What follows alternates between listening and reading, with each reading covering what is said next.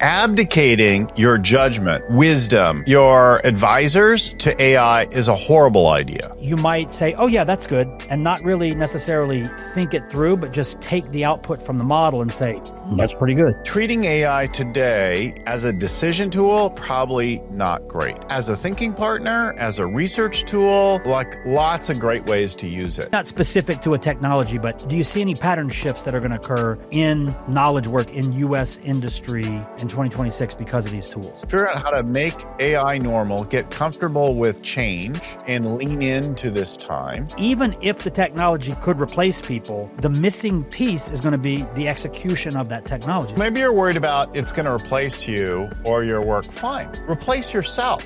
Yeah. Because if you replace yourself with a tool like AI, you'll end up with a new job. You're now an AI implementer. Bill Gallagher is a global business coach and host of the Scaling Up Business podcast. With 4 decades as a CEO and a power user of AI, he helps ambitious leaders scale fast without burning out or handing the reins to the robots. Welcome to Using AI at Work. I'm your host, Chris Daigle.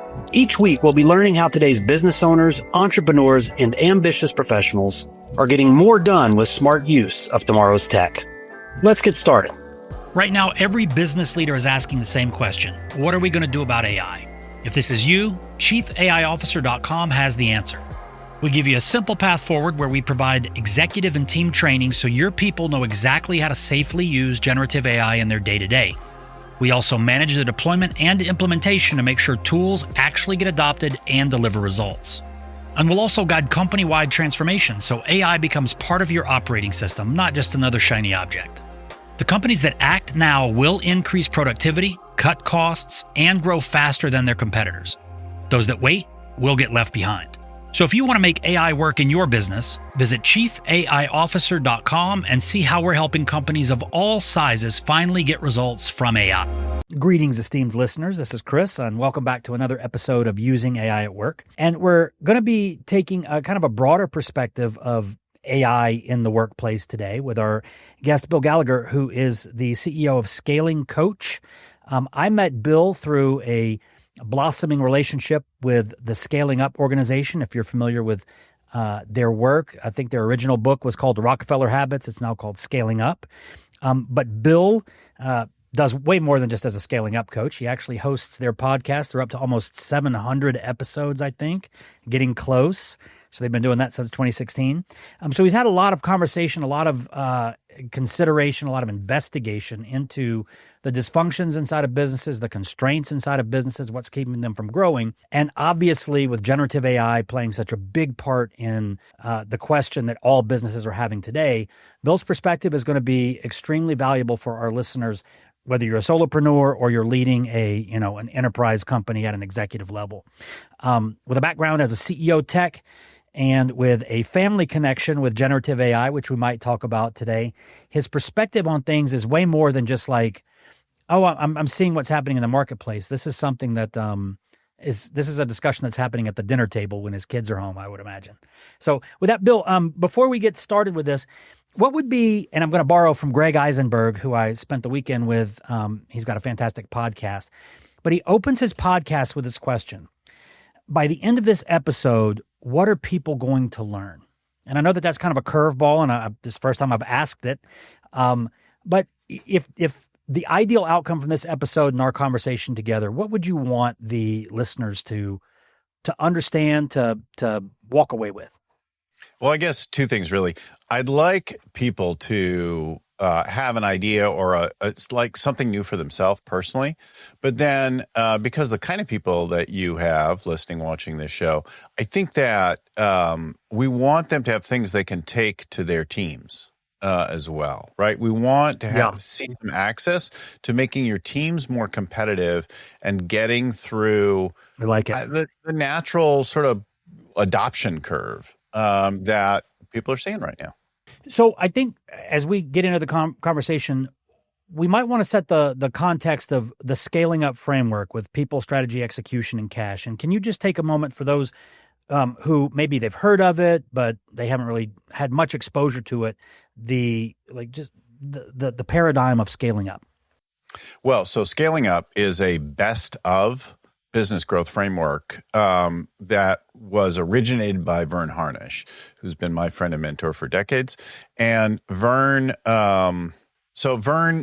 you mentioned Mastering the Rockefeller Habits. He was teaching a program for entrepreneurs at MIT years ago, and he read this book about the life and times of John D. Rockefeller, and he intuited, discovered in there some habits that were useful in any time, not just in olden times, but in modern times and into the future, like enduring things that we now enable with technology, but like basics around alignment and focus and prioritization and rhythms and like all that. So all of that is distilled into the first book and then expanded into these 4 decision areas: people, strategy, execution, cash.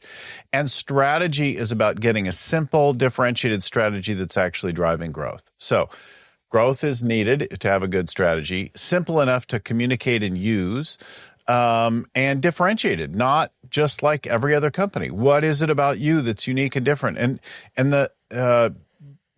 So how do we figure that out is part of our work, and that's greatly enabled with and accelerated with AI today. And then people is getting the right people on the bus, working together well, recruiting, retaining, developing your people, the whole people's, and not just the people on your team, but the people, your customers and suppliers and like that kind of thing too. And then, so all the people you interact with, and then execution, like what are the basics? And to be honest, I see this with some of the AI companies today where they want to sort of say nothing, of the basics applies to us. We're going to do everything differently, and that clearly spanks you at some point. So how do we dial in and then not work so hard? Like keep things running well and smoothly and that kind of thing, and not drown in meetings or drama so that's about consistent, repeatable, scalable things. And again, there's a whole bunch of places and ways that AI touches that to make your execution easier and better than ever before. And then cash is the kind of thing that people lie about more than anything else, or they avoid looking at because they don't understand or that kind of thing. And again, AI has a great opportunity to simplify and help us gain access. People in finance and banking, that kind of thing, love to throw around terms and intimidate others with their knowledge and use of jargon, but they can't even agree on what to call things, just like a lot of the world of business. So is it OpEx? Is it G&A? Is it all those things mean the same thing, right? Like, so they throw around terms and they try to intimidate you. And if you don't come from a finance background, then it can be uncomfortable. And so you look away or whatever. AI can cut through that BS and help you to be smart about your cash. And then even before AI, our simple tools around what do we actually need to focus on here so that we have a business that's worth more, that isn't like running to the bank all the time. So those are kind of core things around. And then taken broadly, people, strategy, execution, cash, scaling up is a best of open framework. So unlike some others who put a trademark on every single thing and put their spin and make it really rigid or whatever, we're like, look, let's keep evolving it. So, I was just having a conversation with Vern, who's, as we talked today, back in Sitges, Spain, outside of Barcelona, and over the weekend, and he was grappling with something, wanted some feedback on that, and then I had something that I needed to share and that kind of thing. But we're talking about the evolution of our tool framework that is not static. Like, okay, how do we expand this one? How do we revise that one? Who wrote a book now that changes the way we think about things, Interesting. And I know that the relationship that Chief AI Officer is having with Scaling Up is just going to further accelerate the integration of AI thought into how these things are structured. So I'm going to start with something, we'll call it a hot take, I guess. I was on the phone with senior leadership at a well-known business framework, business operating environment, right? And we were talking about AI. This was just last week. We were talking about AI, and his position was that AI in the planning phase was not good. That that it, I'm going to call BS on that one, but okay. but so I was a little like, well, maybe we're not using the same tools. Turns out he's an avid user of multiple models. He was very capable, but his position was that the kind of the soul of the conversation of the important things related to culture and core values and things like that, that you might find a situation as listeners, if you're using this in your planning, his position was that you might say, oh yeah, that's good, and not really necessarily think it through, but just take the output from the model and say, that's pretty good. Abdicating your judgment, wisdom, your advisors to AI is a horrible idea. Horrible idea. And here's a simple experiment. Come up with some cockamamie fakakta idea for a business, and then ask AI how to make it work. And it'll tell you, wow, that's a novel take on things. I think putting a cannabis truck next to a middle school is a great idea. Yeah. There are some things to worry about, but let's make it work. It probably won't do that one, but like really close to absurd nonsense. It's sycophantic in nature. It wants to please you. And you could ask the same thing a couple times with slightly different prompts and you'll get really different answers. So treating AI today in the current things with primarily thinking about LLMs, not small, specialized models and that kind of thing, as a decision tool, probably not great. As a thinking partner, as a research tool, as a process, like lots of great ways to use it in your planning and strategy work, but abdicate it, like tell me what to do, bad idea. So, and I know that Scaling Up, like they do a lot of work with Jeff Woods and his positioning on using it as a thought partner and everything. So totally concur there.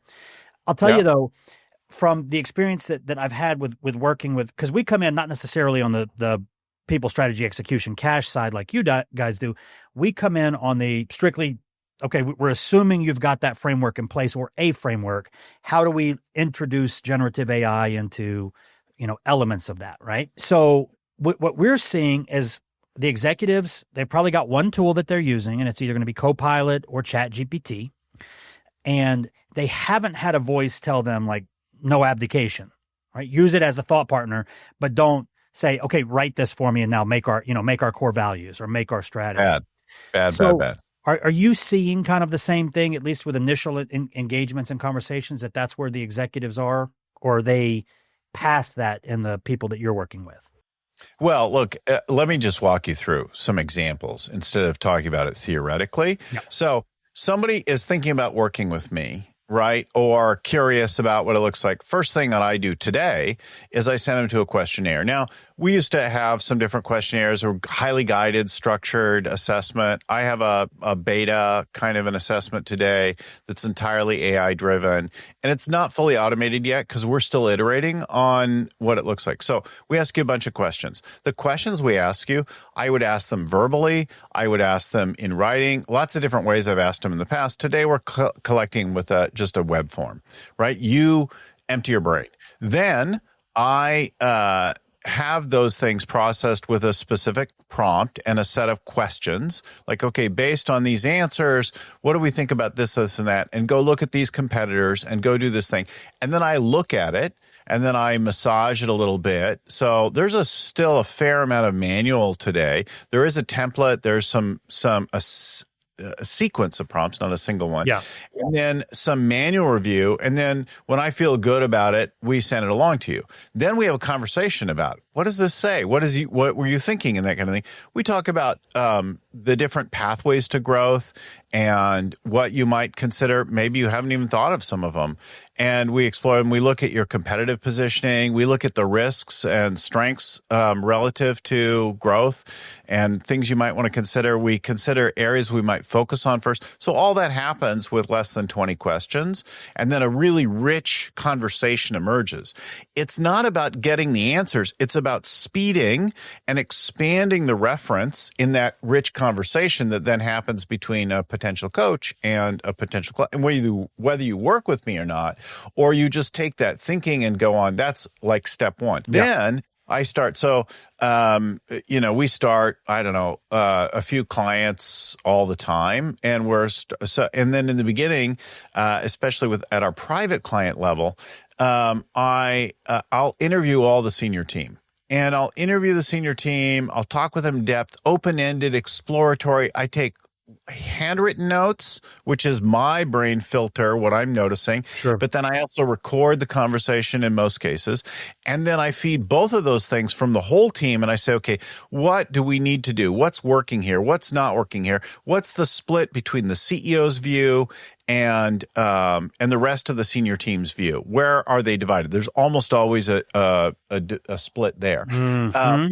Now let's look at the competitive environment. Let's consider what areas we might focus on and why. So I'm using it as a thinking partner in an ongoing conversation then about that. I'm like, okay, now give me a write-up to share back with the senior team to reflect back to them the things that I heard. So now I get a particular, maybe a more sanitized version, because I don't want necessarily it to just dump on the split between the CEO and the senior team. I want to manage that, finesse that in the background. I don't want that. So there's a whole, you're starting to see a sequence. Now I'm going to have my first offsite with the team. We've interviewed them. We've chosen a sequence of things we're going to work on.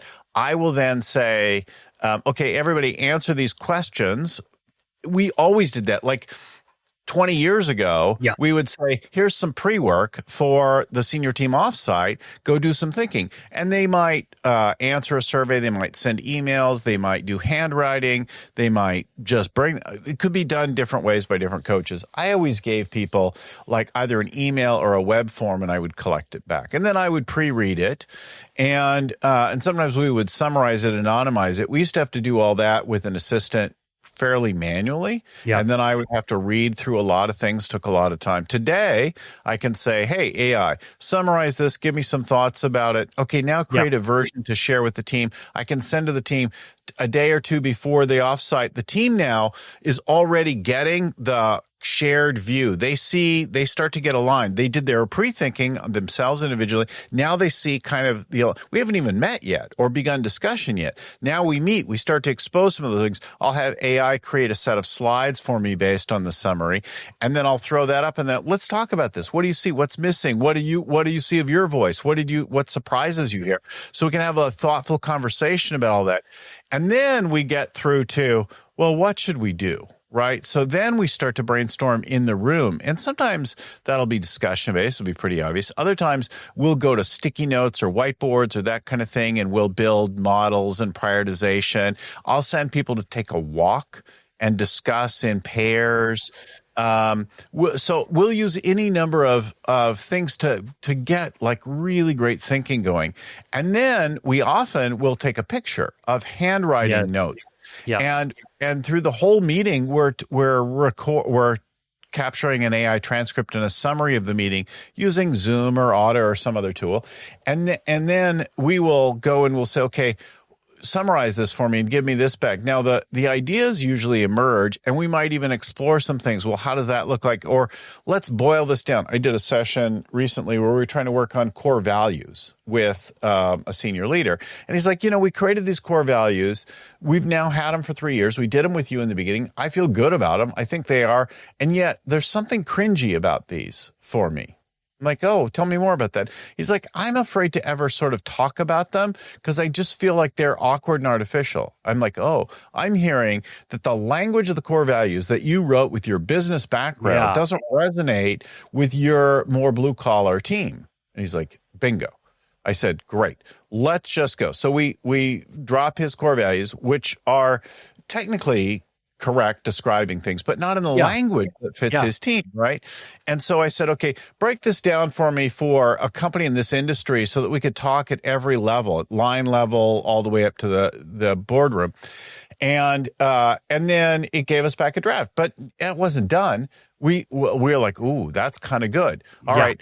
I like this one. I don't like that one. This word is giving me. So now we're having iterative conversation. It's not an answer. It's a thinking partner that speeds up. Now, could he and I have worked through the language on each of those, rephrasing it? Yes. He would struggle to do it on his own. But working with bias and background and all that. Yeah, sure.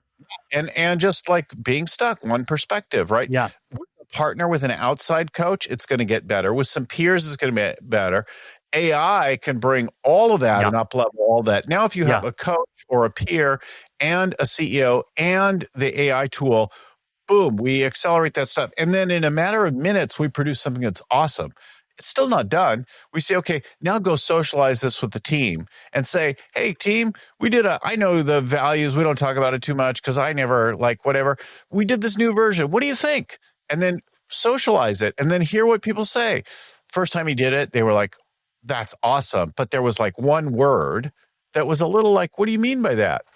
And then there was another word that was sort of mixed for some people. In one situation, he took it as a opening to go back and refine further. And the other one, he used it as a teaching moment.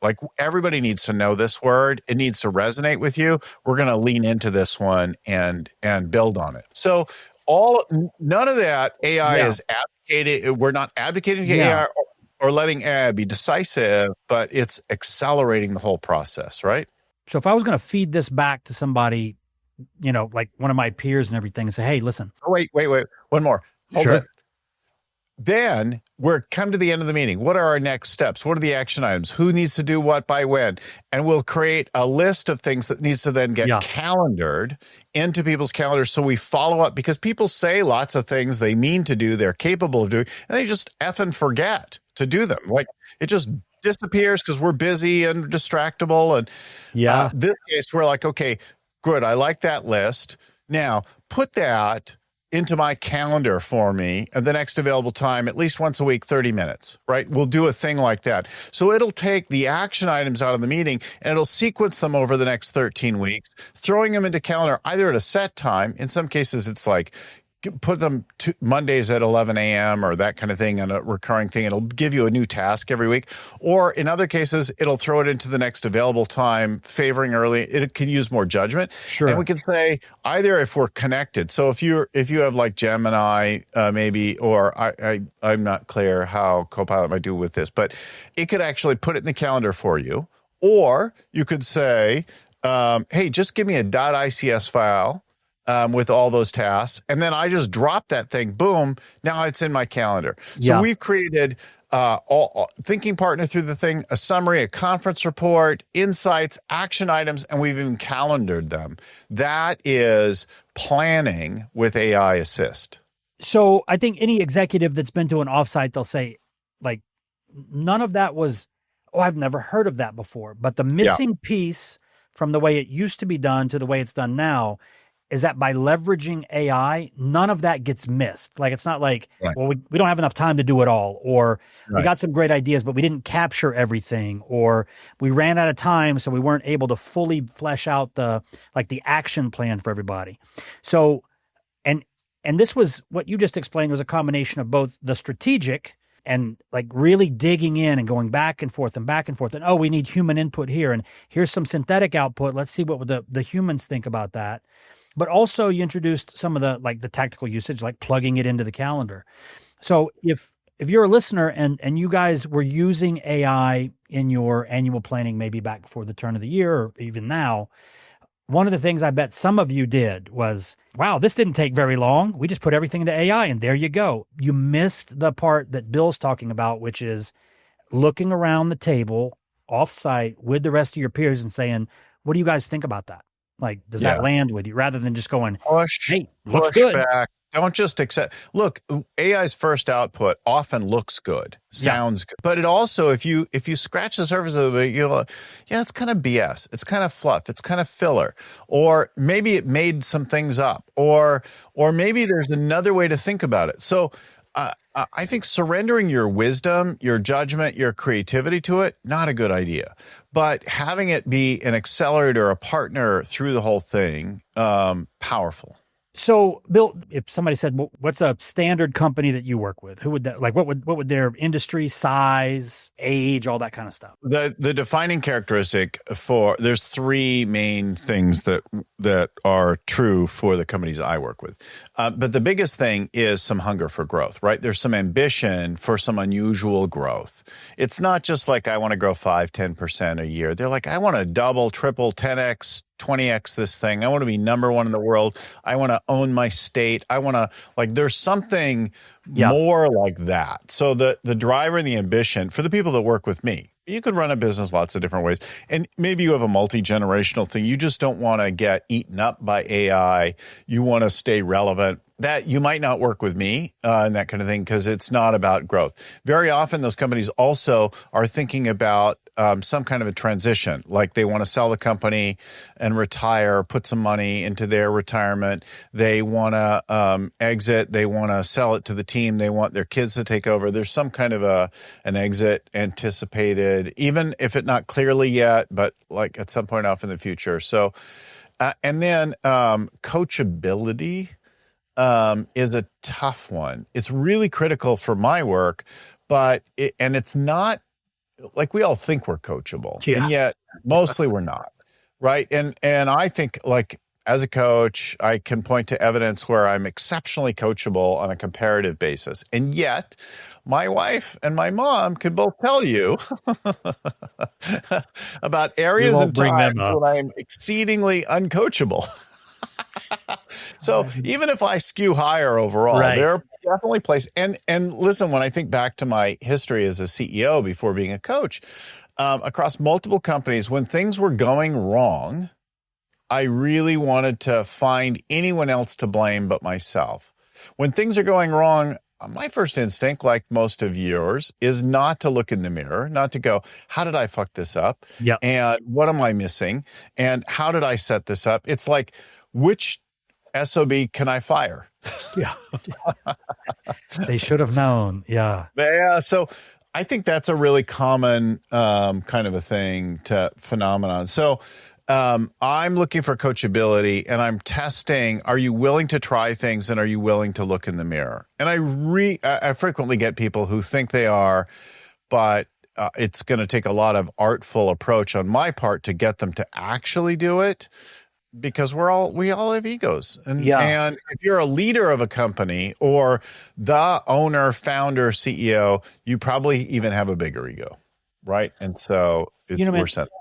Yeah. So the coachability, and I used to, when I lived in LA, I used to go to this restaurant. It had this big mural, and it was two kind of like stick figures sitting at a table. And one had like the label growth, and the other one had the label comfort. And they were sitting at the same table. And growth was standing up and pushing away from the table and saying, I don't think this is going to work. Right? Because growth and comfort don't live in the same house. Right. So you're dealing with these individuals who have ambitions for growth. They need to be coachable, but as we know, like those definitions are malleable, let's say. But now you're introducing something that is kind of sweeping the business landscape. There's not a lot of really true experts on it. How is AI, I don't know, exacerbating the skepticism, the fear, the resistance to growth? Like, what are you seeing with the executives? Well, people are worried about their own incompetence, whether they're up to the challenge. People are worried about failing. And sometimes when you're really worried about things, you avoid even looking at it, right? Like, I know people that are behind in their bills and having money problems, and they don't open the mail. That's there. It's funny. I have a stack of mail over here. Be careful. Things I need to. There's nothing I know pressing there, but they're all things that I can't just throw away. So I look. That's a real thing. We know people are afraid to look at it. They help, and yet they're just bombarded with it on the daily. So I think you point out something great. And I've thought about it a lot over the years, right? I have worked with people who love having breakthroughs, depending on the kind of work that I'm doing and that kind of thing. People are like, I really need a breakthrough in this area. I want a breakthrough. It was a great breakthrough. Wow, we really had a breakthrough around our marketing or this kind of thing, right? So everybody loves a breakthrough, just like everybody loves the idea of growth. A breakthrough is an interesting word, though. Breakthrough implies a barrier. Yes. So you want to have a breakthrough in something, start running at walls. Right? Nobody wants to go run at a wall. No, come on. No. unbuckle your seatbelt and floor it. Now, Yeah. head right for that wall. Nobody wants to do that. We know running at a wall is going to be painful. Running on the wall is going to be uncomfortable. And the first couple times you might hurt yourself pretty good. Eventually, if you don't die, you'll break through. Right. But we're actually more interested in not suffering than we are dying. Like, at some point we all face our mortality. If you've been around people who are grappling with a serious disease and facing their mortality, more often they don't want to suffer. More often they don't want to be in pain, and they want to live. They want to live well. They know that they won't live forever. None of us are getting out alive so far. So we mostly avoid that. You're right. There is a tension there. And some of us, just by our nature, our drive, we're restless, and we get out of bed and we're thinking about things, and we can't just leave it well enough alone. We will open up a can of worms and start to deal with the consequences. But a lot of times we'll be like, oh, I don't want to look at that one. I don't want to let that person go. I don't want to scratch that thing because who knows what, it's like the Pandora's box. I'm going to open something up and then I can't get it back in there, right? So in that vein, then, what are some of now we already talked about, and I think that was fantastic, the distinction between abdication and support, and using the models, not just say, hey guys, we're done. We got our ChatGPT did our annual plan. What are maybe some other areas that you would encourage executives who they're probably using ChatGPT or Copilot. They're doing something, right? But they're not like a stat that I saw all the way through it, every step. Look, I'm using multiple AI models. My son works for Anthropic. Yeah. My son, the early versions of Midjourney were built on the front deck of my house before it was a thing. So he was the principal AI scientist for Midjourney. Then he did a little work for Cursor. Now he is working on one of the problems as an AI scientist at Anthropic for the Claude tool. I'm using Claude, OpenAI, Gemini, other things every day, almost every hour. And sometimes I'll open one thing.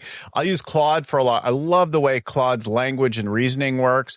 I don't love the way it's difficulty in looking back and sort of learning me broader. That might get fixed. I like the research ability and the math capabilities of OpenAI.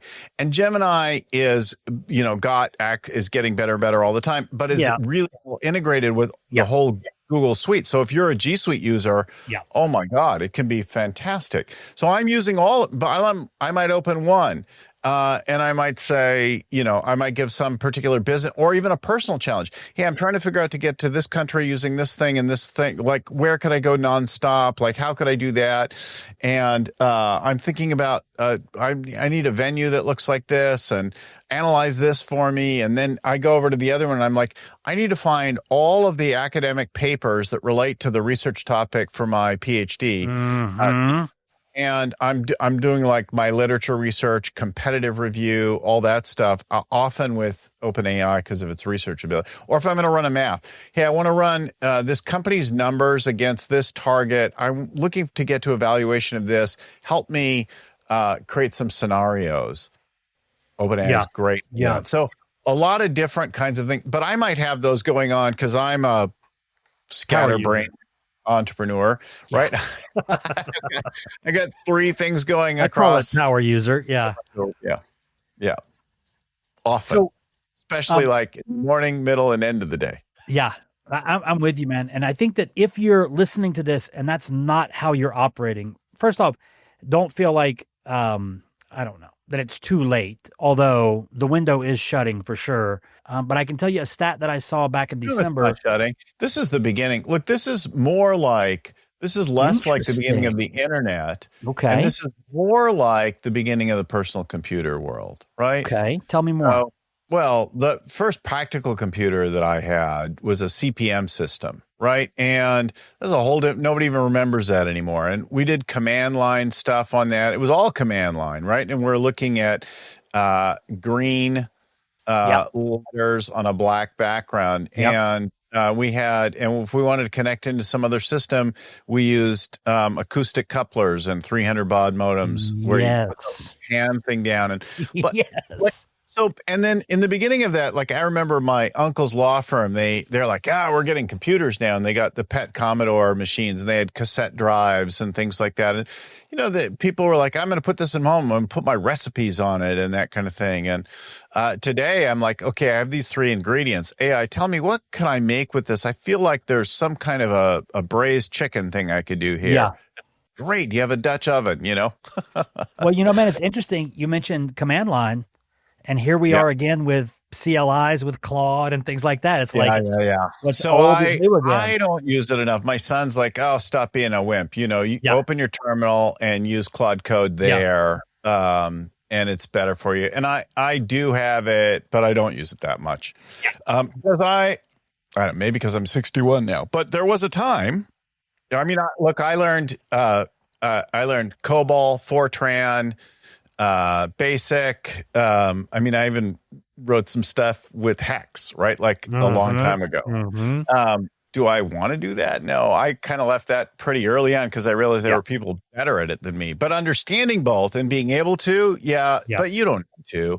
And today, like Claude Cowork, I don't know, a lot of people know about this, but you can open on your desktop and you can give it some access to your computer. You can let it just run stuff and go take off, right? Yep. So I've been experimenting with some prompts around a daily news brief for myself, right? So, I don't like necessarily the way the news is written and I don't love to go around a lot, but I want to be informed and entertained and stimulated. So I've been trying to rewrite my own thing there, right? And I have it building over there as a recurring kind of a thing.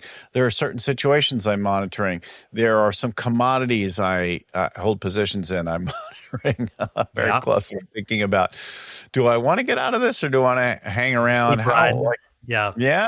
So there's a whole range of, or look, we got a contract in, a proposal to invest in a company. Should I do this? Like, what are the terms of this contract? Aside from just the fundamentals of this thing, help me look at this contract. We did a multi-million-dollar deal. I don't know. It was a couple months ago. And it was the weekend. I don't know where my attorney was. He was like off camping or whatever. He certainly didn't answer my text, but I had to get some shit done before Monday morning. And because there was an event. And so we went through and we didn't just say, fix this contract, rewrite this contract or whatever. We said, what are the worst things that could happen? Okay. How would we change this? So we're not just asking for a work product. We're having an ongoing conversation. Given this situation, here's the background, here's the thing, ask me some questions. All right. Now let's do some scenarios. Okay, and what we change? Do we really need to worry about that? So 2 of us are talking about the deal and AI is our third partner acting as a consulting attorney in the whole thing. And we're going through and we're iterating. In the end, we decided pretty much to just take the contract as was, that the risks were fine and weren't worth the time, with one little exception. But yeah.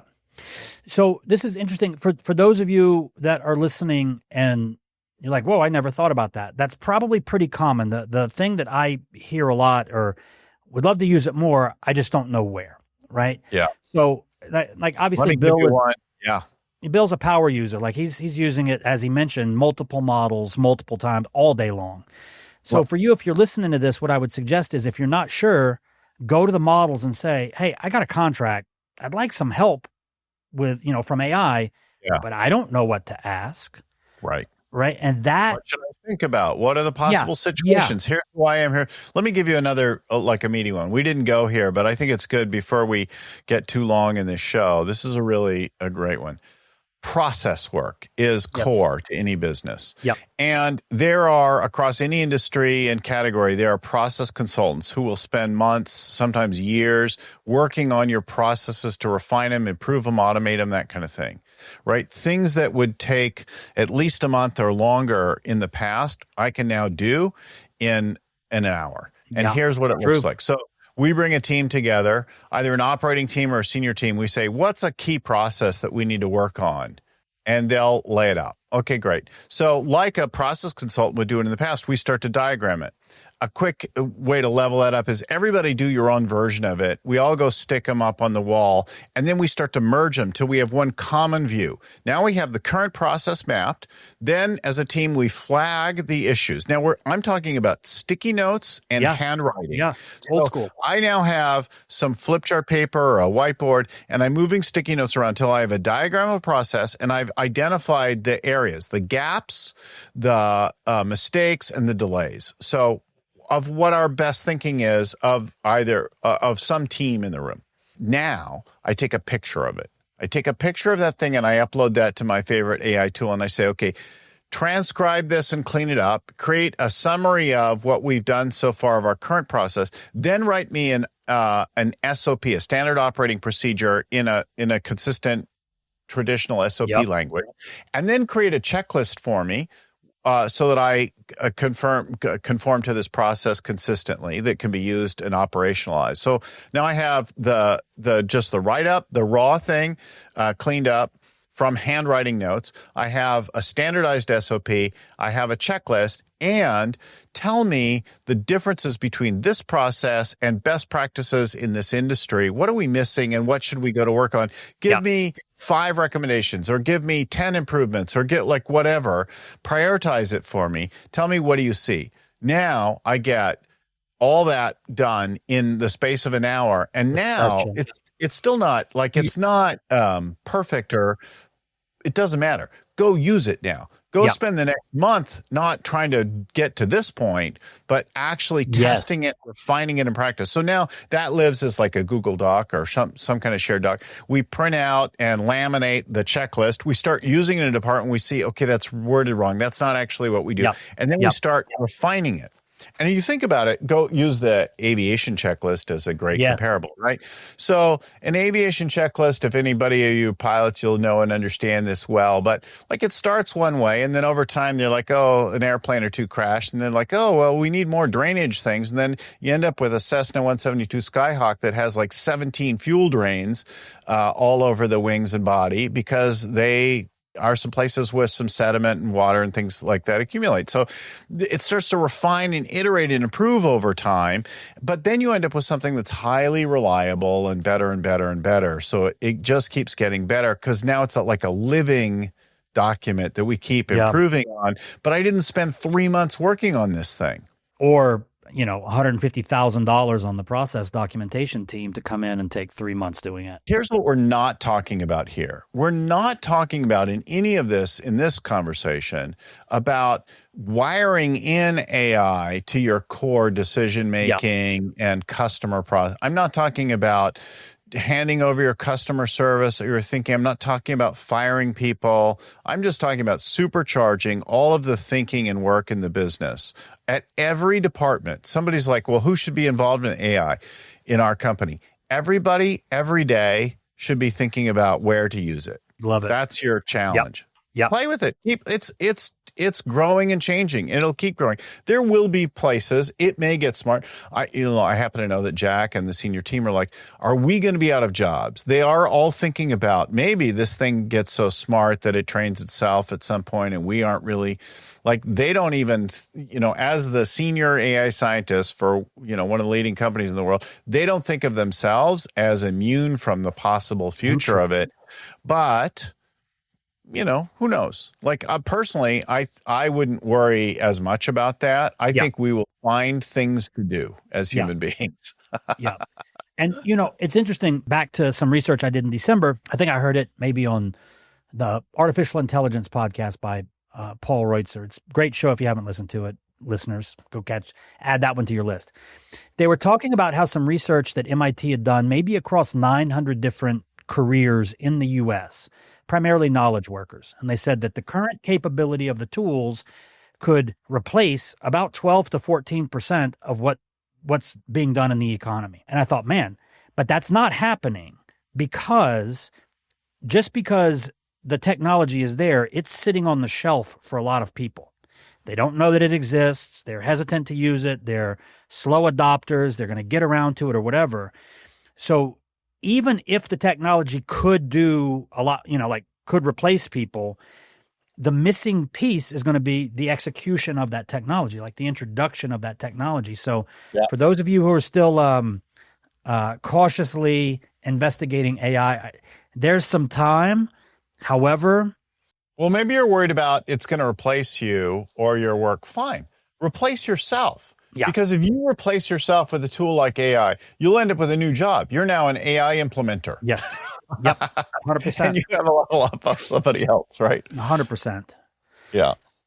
So I guess let's kind of like this year, it's still early in the year. Do you have some predictions? Because, man, like in the course of a month, especially now, so many new developments can occur with the models and new tools can come out. And do you see or anticipate any big shifts in the business landscape?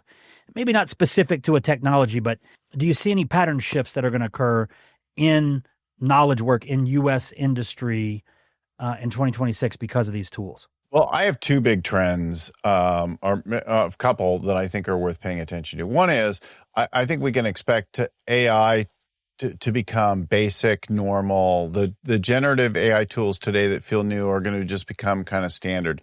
Use it to write your proposals, use it to manage things, use it to identify prospects, use it to identify parties. Like you want to find a company to buy, do your AI research, look for acquisition opportunities. Hey, what companies could we buy with owners who are in their 60s that fit this profile? Give me a list. Hey, who are the 10 companies that could bid on our company? Give me a list. Hey, who could I sell to for this area that has this need? How do I find these people? What's an approach?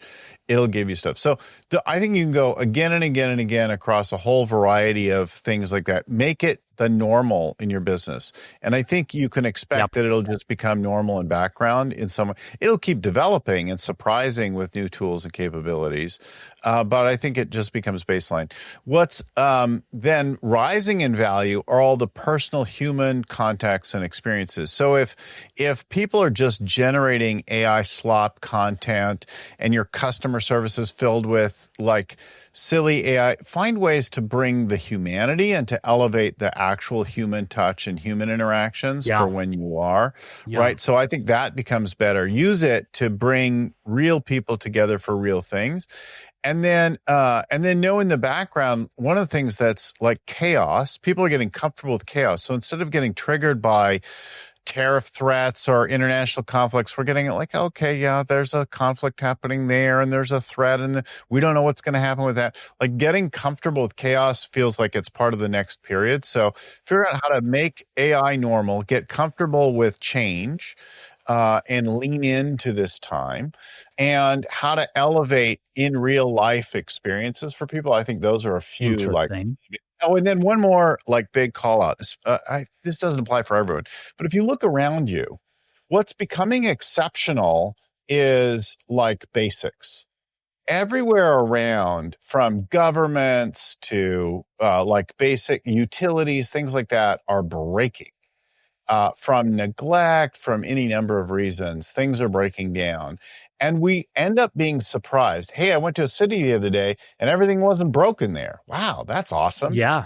It just actually worked. It just wasn't like filled with homelessness and broken roads and crap. So getting competent is now, so just go do the job to figure out where you're losing competence, where things are eroding, where things are breaking in your world. And look, everything's breaking, right? In a universe with entropy, in a universe filled with entropy, everything's always breaking. So you're going to work at things, at fixing, repairing, building, tuning until you die, sell the company, retire, whatever. So just lean into it. Well, I think what's very encouraging for the listeners is, guys, if you notice, all of those kind of trends that were just forecasted, none of them require you being an expert at AI today. Now, the introduction of it and accepting it as part of just the day-to-day, certainly we did talk about that. But the rest of that stuff was more about the authenticity of the experience as compared to how do I squeeze the, AI to get more stuff out of it. So I think that's very encouraging, especially coming from somebody who's got optics on so many businesses that are focused on hyper growth, focused on maximizing valuation at exit and all those types of things. So Bill, fascinating conversation. I'm looking forward to more of these as Chief AI Officer and Scaling Up continue to integrate. But for those who want to find out more about maybe you got a fantastic podcast that you've been doing since 2016. Yeah. Scaling Up yeah, with Bill Gallagher. Yeah, just so go look for that. Yeah. Where should people go to just like plug in with what Bill's up to? So wherever you get, like we're virtually everywhere, the Scaling Up Business Podcast with me, Bill Gallagher, you'll find that. And then my personal website in the world of scaling up is scalingcoach.com. And that's where like my world and workshops and newsletter, things like that are. So you can go to the broader Scaling Up world, or you can come to me there, either one. Awesome. Dude, thank you so much for taking the time. I know how busy you are, and I know that you're at the apex of the scaling up world. So to get a few minutes with you has been fantastic. And it's really helped me kind of see like what's the conversation going on in the scaling up businesses and coaching world. And that was very helpful for me. So I guess any closing remarks or anything before we call this one a wrap? Look, I know we're gonna have you on our show. I'm gonna thank you. Give some thoughts on elevating your curriculum, tool set, that kind of thing. So yes, I'll be around with you more in the next little bit. Thanks. And everybody, so we'll be back with another episode next week with some more fascinating conversation related to using AI at work and all of the fun and fear that comes with that. So with that, Bill, thanks again. And everybody, we'll see you on the next episode. Thanks for tuning in to Using AI at Work. Don't forget to subscribe for more conversations about how to use AI at work. And a special thank you to our sponsor, Chief AI Officer, for empowering businesses with AI education and training. Visit their website for a free AI readiness assessment and AI strategy guide to help you get started using AI at work. That's www.chiefaiofficer.com. Follow us on Twitter at the handle Using AI at Work, and visit www.usingaiatwork.com for free resources to help you harness AI in your role.